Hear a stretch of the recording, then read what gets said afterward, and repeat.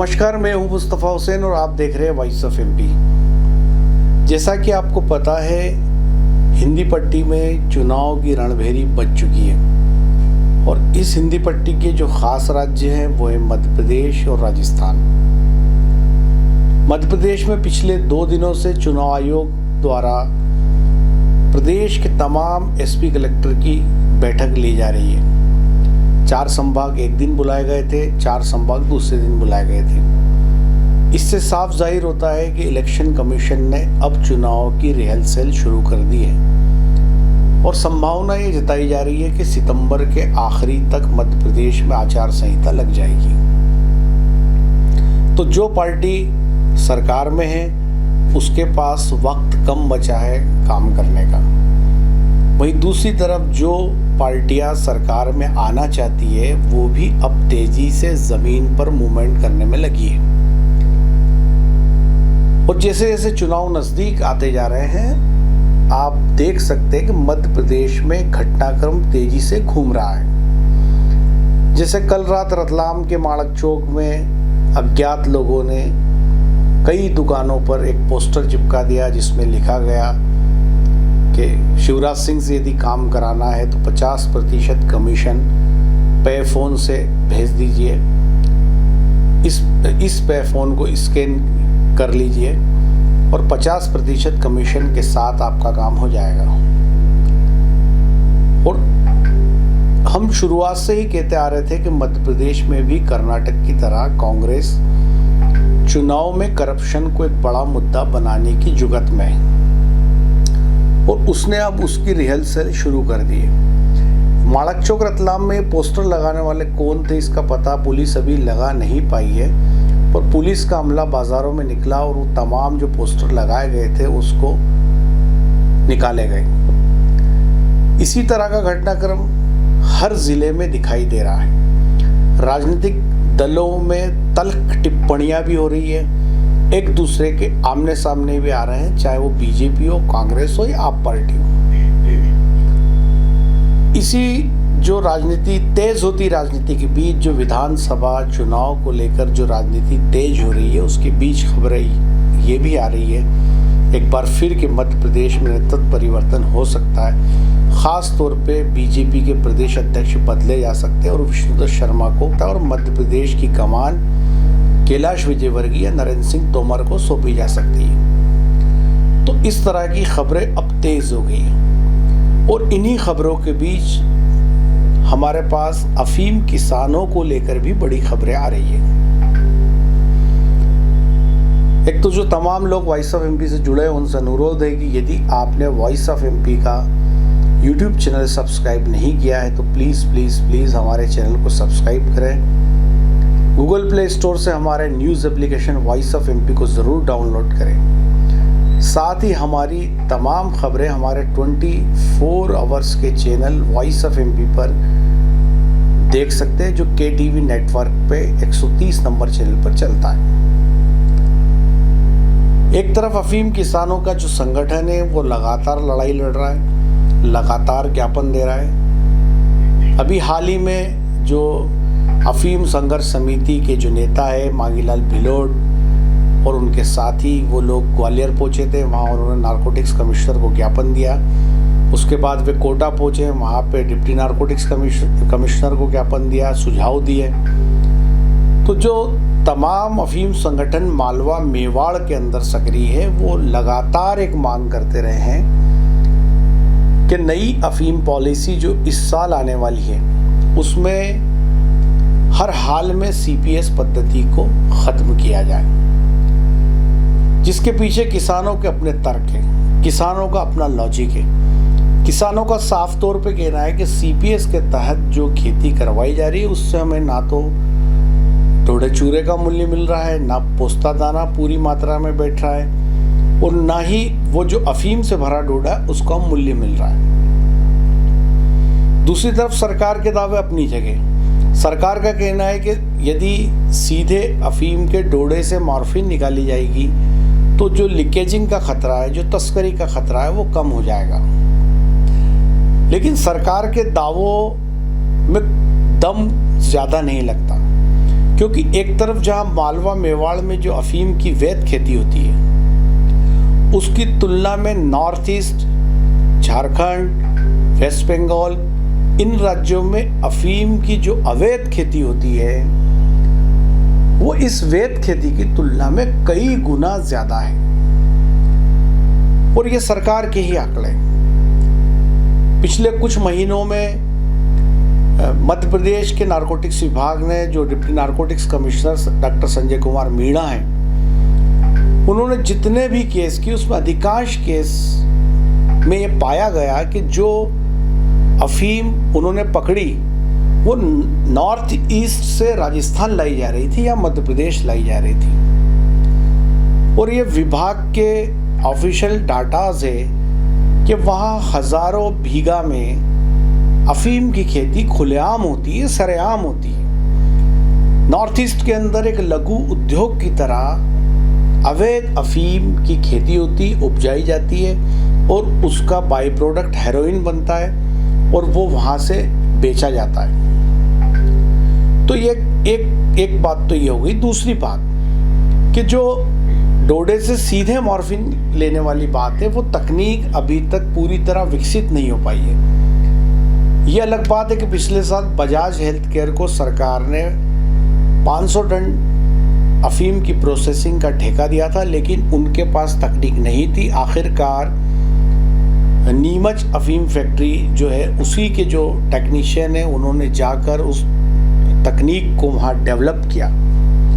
इसके अलावा सरकार ने एक और प्रस्ताव रखा कि नीमच मंदसौर, नीमच के 75 किलोमीटर के रेडियस में एक और ऐसा प्लांट खोला जाए जिससे डोडे से जहाँ पे मॉर्फिन निकाली जा सके।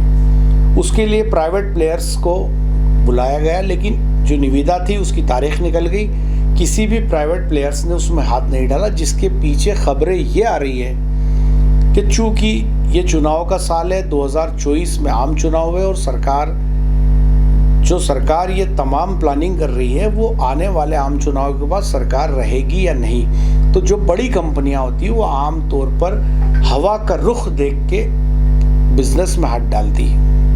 और इसी के चलते जो मॉर्फिन सीपीएस का जो प्लांट लगने वाला है, उसमें कोई कंपनी हाथ डालने की इच्छुक नहीं है। तो रही बात डोडे से सीधे मॉर्फिन तक करने की, तो उसमें जो सरकार के प्रयास है वो नाकाफी हो रहे हैं। और एक और ख़ास बात है कि जो सरकारी मशीनरी है, चाहे वो नारकोटिक्स हो, एनसीबी हो, चाहे दिल्ली में बैठे वित्त मंत्रालय के अफसर हो, वो हमेशा इस फेवर में कभी नहीं रहे कि अफीम के डोडे से मॉर्फिन निकालने की प्रोसेसिंग का काम प्राइवेट प्लेयर्स के हाथों में दिया जाए, क्योंकि ये सीधा सीधा देश की सुरक्षा से जुड़ा मामला है। यदि एक फैक्ट्री के अंदर 1000 किलो मॉर्फिन डोडो से निकाली जाती है और अगर वो कंपनी ये कहती है कि हमने 500 किलो ही निकाली, तो सरकार के पास कोई तरीका नहीं है ये साबित करने का कि नहीं आपने 1000 किलो निकाली होगी। लेकिन सरकार और नारकोटिक्स विभाग किसान को जो अफीम का पट्टा देते हैं उससे वो अनापाई शुद्धा हिसाब लेते हैं, चाहे वो अफीम का हो, चाहे डोडे का हो, चाहे और किसी चीज का हो। बेहद सख्ती से अफीम की लीगल खेती सरकार करवाती है। यहाँ तक कि अफीम के पौधे की एक डाल भी यदि झुकी होती है तो नारकोटिक्स विभाग के अफसर मौके पे जाकर कार्रवाई करते हैं। तो जो सरकार की मशीनरी के लोग हैं वो खुद भी नहीं चाहते कि केंद्र सरकार किसी भी सूरत में अफीम की प्रोसेसिंग का काम प्राइवेट प्लेयर्स के हाथ में दे, क्योंकि अति संवेदनशील मामला है।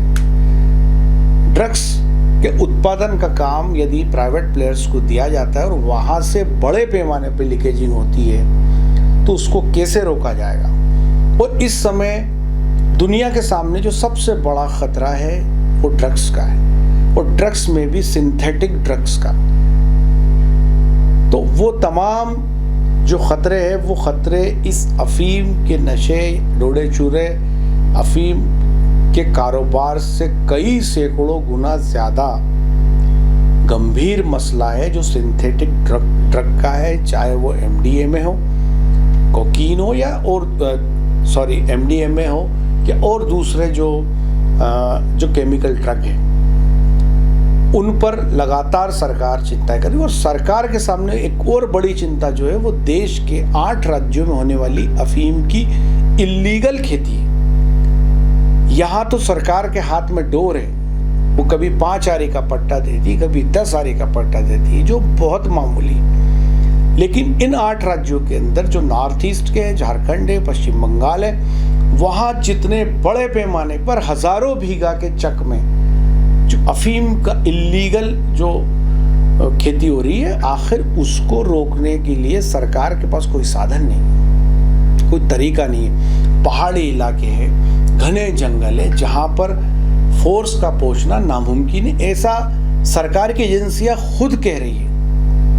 और जो इस समय मणिपुर के अंदर जो तमाम हिंसा हो रही है, आगाजनी हो रही है, लोग मारे जा रहे हैं, उसके पीछे भी एजेंसियों का जो दावा है वो यही है कि ये झगड़ा जो कुकी और मैतेई समुदाय के बीच हो रहा है वो अफीम की इल्लीगल खेती को लेकर हो रहा है। और इस पर हमने खबर आपको दिखाई भी थी। तो कुल मिलाकर एक तरफ सरकार के दावे हैं, एक तरफ किसानों के दावे, और किसानों की लगातार मांग है कि CPS पद्धति को ख़त्म किया जाए। दूसरी मांग उनकी है कि 97-98 से जो कटे पट्टे वो तमाम पट्टों को वापस से किसानों को दिया जाए। किसानों की ये भी मांग है कि 5 आरी और 10 आरी का पट्टा क्या खेती करेगा किसान, एटलीस्ट 20 आरी का पट्टा किसानों को दिया जाए। उनकी ये भी मांग है कि डोडे चूरे का मूल्य भी उनको मिलना चाहिए। जो डोडा निकलता सरकार फिर उसको जलाए या कुछ भी करे, वो 1500 से 2000 रुपये के किलो का भाव किसान को सरकार दे। तो ऐसी कई मांगों के बीच सूत्रों के हवाले से दिल्ली से जो खबर हमारे पास आ रही है वो बहुत महत्वपूर्ण खबर है। और वो खबर ये आ रही है कि मध्य प्रदेश जो केंद्रीय नारकोटिक्स ब्यूरो है उसने केंद्र सरकार को 25,000 नए पट्टों का प्रस्ताव भेजा है।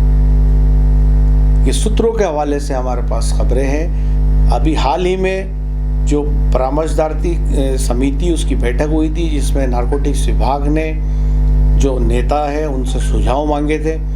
उसके बाद केंद्रीय नारकोटिक्स ब्यूरो मध्य प्रदेश ने अपना प्रस्ताव केंद्र सरकार को भेजा है, जिसमें 25,000 नए पट्टों की वकालत की गई है। अब अभी ये खुलासा नहीं हो पाया है कि वो 25,000 जो नए पट्टे हैं वो CPS में होंगे या फिर परंपरागत खेती में होंगे, लुइनी चीरनी में होंगे। लेकिन सरकार पर भारी प्रेशर है किसानों का, चाहे वो मध्य प्रदेश के जो विधायक हो या दिल्ली के जो सांसद हो, क्योंकि किसान लगातार ये कह रहे हैं कि यदि उनकी मांगें नहीं मानी गई तो इस बार किसान तख्ता पलट कर देंगे।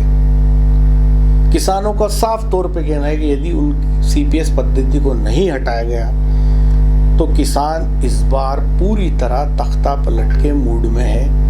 और किसान जो सत्तारूढ़ पार्टी है जो उनकी नहीं सुन रही है उसके खिलाफ बिगुल बजा देंगे। किसानों में भारी नाराज़गी भी है और वो नाराज़गी डिजिटल मीडिया पर साफ तौर पे दिखाई देती है, सुनाई देती है, जब किसान खबरों पे बेबाकी से आकर टिप्पणी करते हैं और सरकार के जनप्रतिनिधियों के खिलाफ खुलकर बोलते हैं। तो ये हमारे पास अभी बड़ी ब्रेकिंग न्यूज़ आ रही है और वो ब्रेकिंग न्यूज़ आ रही है कि 25,000 नए पट्टों का प्रस्ताव केंद्र सरकार को केंद्रीय नारकोटिक्स ब्यूरो ने भेजा है। और आखिरी बात, यदि आपको हमारी खबरें सच्ची और अच्छी लगती है तो हमारे वीडियोस को आगे बढ़ाएं, शेयर करें, ताकि लोग भी वॉइस ऑफ MP के इस परिवार का हिस्सा हो सके। ये था अब तक का अपडेट। आगे के हर अपडेट के लिए बने रहे हमारे साथ। जय हिंद, जय भारत।